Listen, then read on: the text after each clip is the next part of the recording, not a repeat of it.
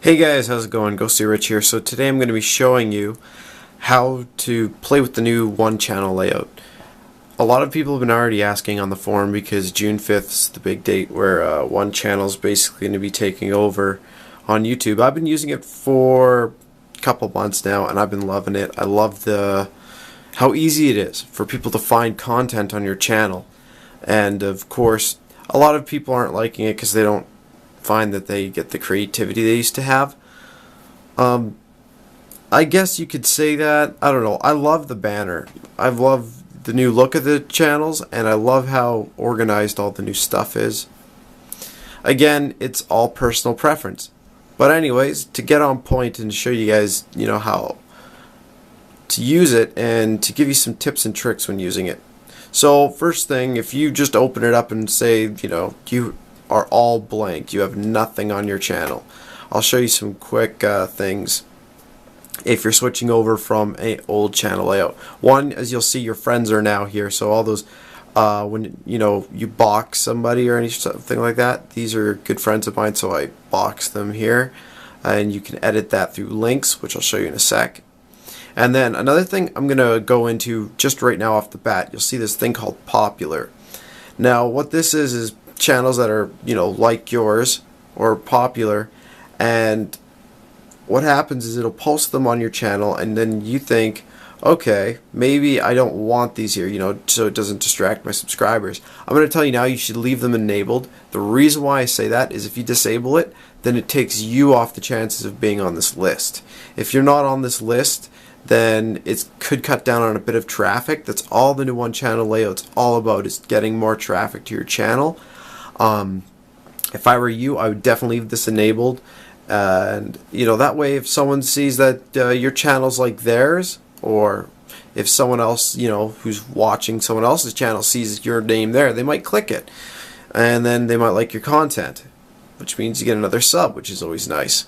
So as you can see right off the bat, you used to have to put those little bit mapping images inside your banner. You no longer do that. The best banner these days is if you want a really nice picture with your name on it. Now you don't want to add too much, because if you open up a template of the banner, you'll see that it's you just want to literally put your name in the center of it, and then the rest of it just have your avatar there.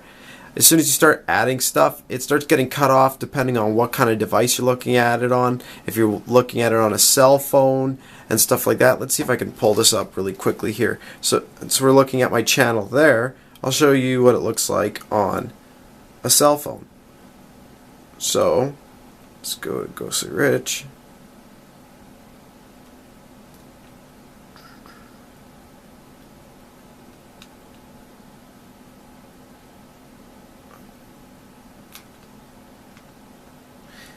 See if I can open it up on my phone. I'm just going to it right to the web page so you guys can see what it looks like on the web page.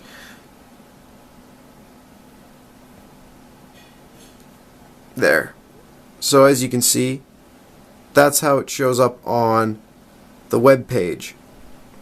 So as you can see, it's going to be resized depending on the device you're looking on, and it's going to look a little different, so you have to account for that.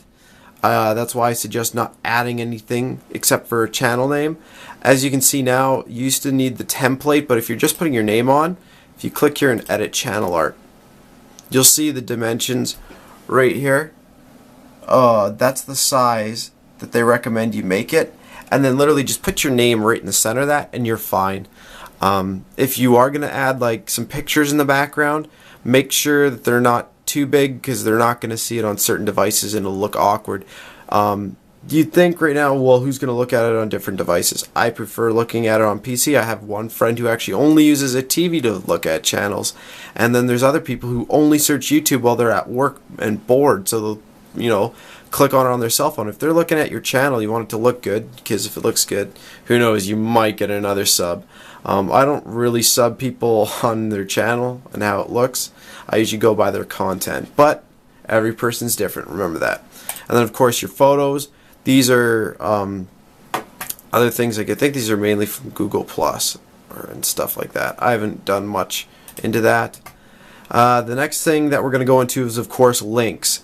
So that would be these right here and your boxing right here. So let's click edit, which is this, and we'll click edit links this time.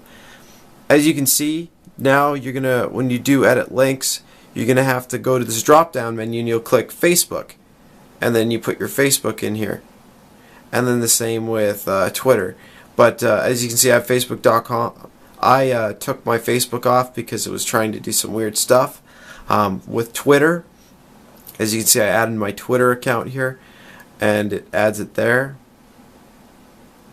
So we'll quickly click out of this for a sec. I'll be editing that. And then this is the boxing. As you can see, friends channels. So you'll click edit here, and then you can add your friends channel URL, and then it'll add that to the list. And then from here, if we go, oh yeah, and after you're done, make sure you press done, otherwise it's not going to save. There's nothing really I need to show you more on this page, so I'm just going to press back.